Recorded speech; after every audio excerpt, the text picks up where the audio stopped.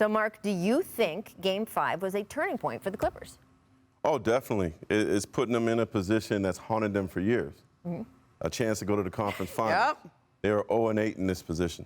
And playoff P has a chance now to make himself part of a Clippers story that hasn't been told. Mm-hmm.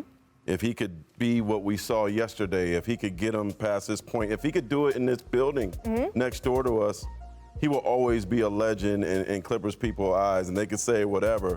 But if he could get them to this next point, which I think he has the ability to do, there's gonna be some other P nickname they're gonna come up with. Phenomenal P. Apparently, Yeah. Ty Lue floating last night. You know what I like too?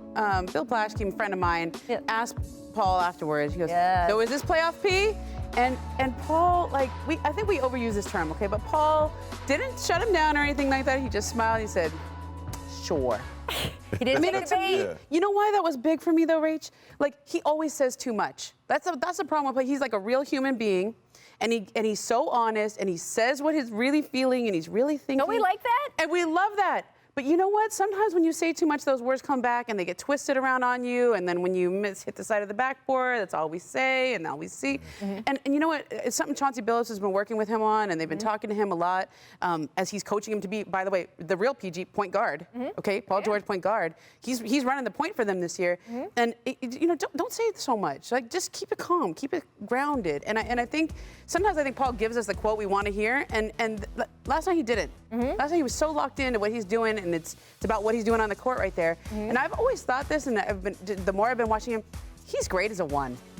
He's such a nice person that when he gets next to Russell Westbrook as another alpha, when he gets next to Kawhi Leonard, he's another alpha. He's so nice. He defers. He kind of loses himself a little bit. I think he's a great two. He blends with everybody. But when he's a one, as you were talking about in Indiana, he's great. Yeah.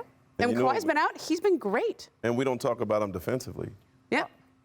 I mean, that, by the way, and I noted this at the top of the show, the playoff P thing, the whole reason he even said it was in response to a question about his defense. You can go back and watch the clip. Yeah. The first time he utters playoff P, the thing that got everybody all crazy, the question was, are you the kind of guy, and this was sort of people in Oklahoma City who were new to him, are you the kind of guy who's going to ask to get switched on defensively to the other team's best player?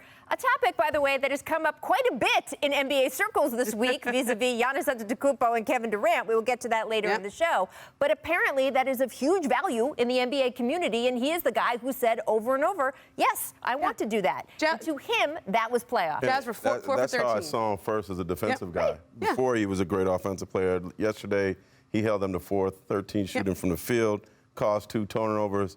He has the complete package, and I think, hey, that could vault them finally to the conference finals.